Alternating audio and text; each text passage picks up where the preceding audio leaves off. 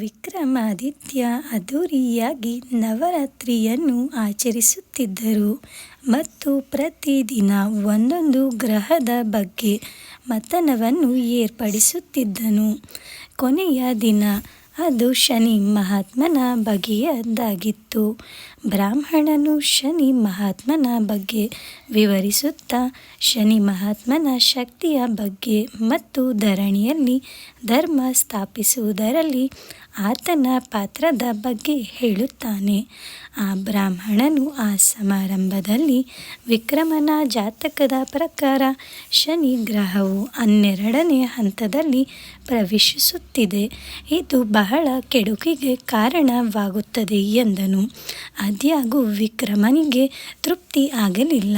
ಶನಿ ಕೇವಲ ತೊಂದರೆ ಮಾಡುವವನಷ್ಟೇ.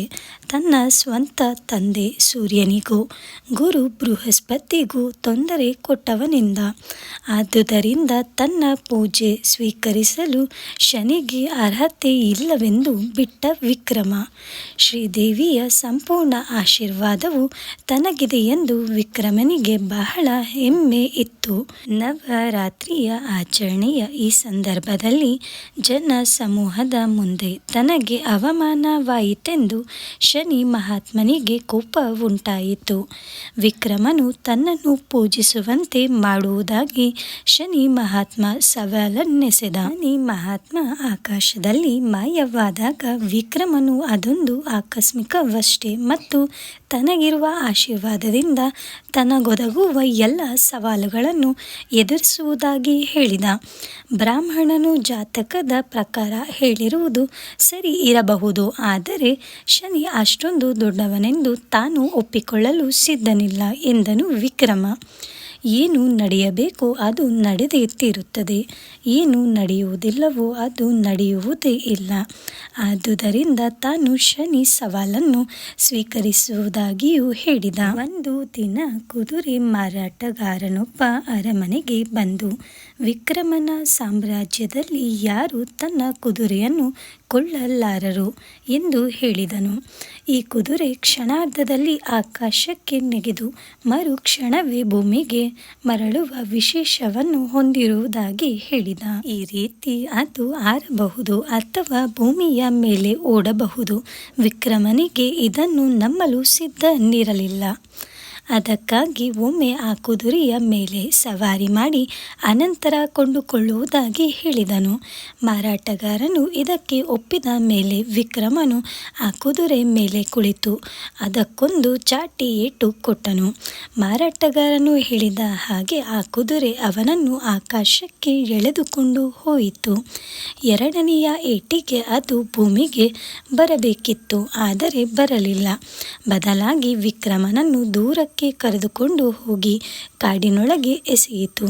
ವಿಕ್ರಮನಿಗೆ ಗಾಯಗಳಾದವು ಮತ್ತು ಮರಳಿ ಬರಲು ದಾರಿ ಹುಡುಕುತ್ತಿದ್ದರು. ಇದೆಲ್ಲ ವಿಧಿಯಷ್ಟೇ, ಇನ್ನೇನೂ ಇರಲಾರದು ಎನ್ನುತ್ತಾ ಕುದುರೆ ಮಾರಾಟಗಾರನ ರೂಪದಲ್ಲಿ ಬಂದ ಶನಿ ಮಹಾತ್ಮನನ್ನು ಕಾಣಲು ವಿಫಲಗೊಂಡ. ಕಾಡಿನಲ್ಲಿ ದಾರಿಯಲ್ಲಿ ಅರಸುತ್ತಿದ್ದಾಗ ಡಕಾಯಿತರು ವಿಕ್ರಮನನ್ನು ದಾಳಿ ಮಾಡಿದರು. ಅವನನ್ನು ಥಳಿಸಿ ಅವನು ಧರಿಸಿದ ಆಭರಣಗಳನ್ನೆಲ್ಲ ದೋಚಿದರು.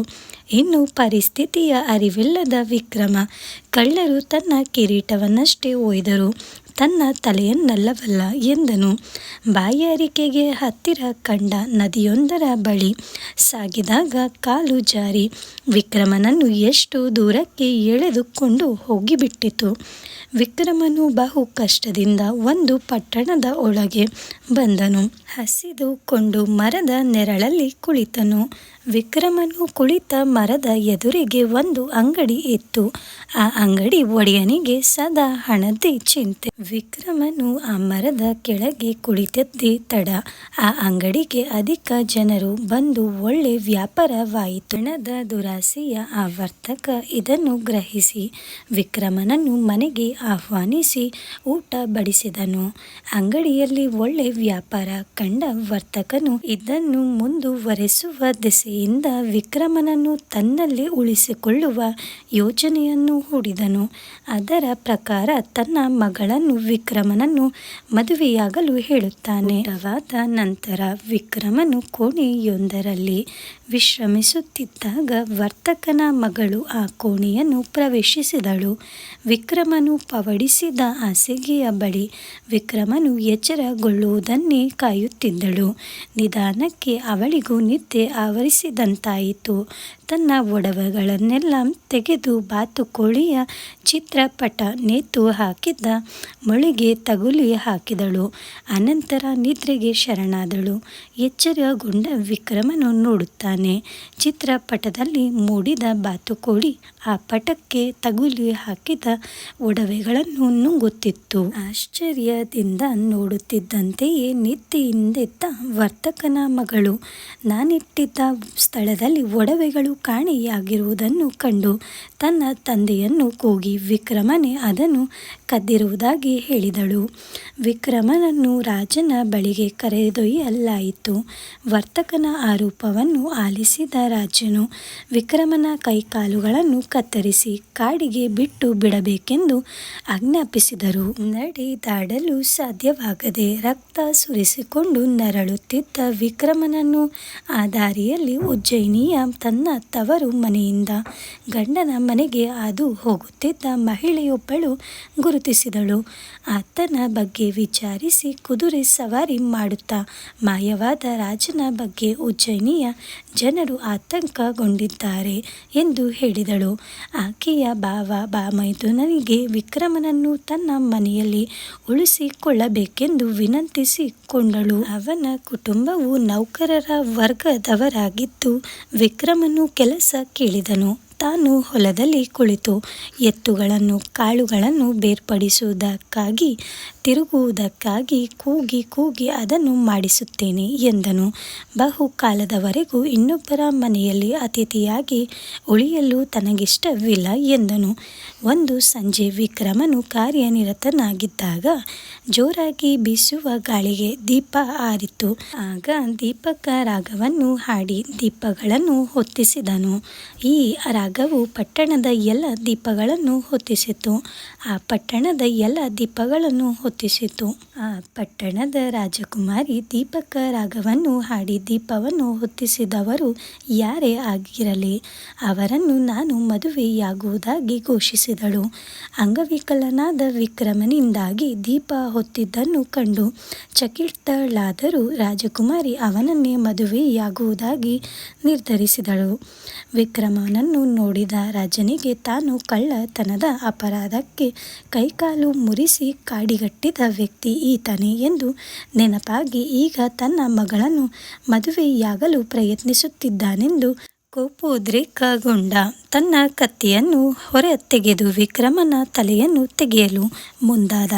ಆ ಸಮಯದಲ್ಲಿ ವಿಕ್ರಮನಿಗೆ ಇದೆಲ್ಲ ಶನಿ ಮಹಾತ್ಮನ ಶಕ್ತಿಯಿಂದ ಉಂಟಾಗುತ್ತಿದೆ ಎಂದು ಅರಿವಾಗುತ್ತದೆ. ಇನ್ನೇನು ಸಾಯುವ ಕ್ಷಣ ಸಮೀಪವಿದೆ ಎನ್ನುವಾಗ ಶನಿ ಮಹಾತ್ಮನನ್ನು ಪ್ರಾರ್ಥಿಸುತ್ತಾನೆ. ತನ್ನ ತಪ್ಪುಗಳನ್ನು ಒಪ್ಪಿಕೊಂಡು ಶನಿ ಮಹಾತ್ಮನ ಶಕ್ತಿಯ ಬಗ್ಗೆ ಹೆಮ್ಮೆ ಪಡುವುದಾಗಿ ಪ್ರಾರ್ಥಿಸುತ್ತಾನೆ.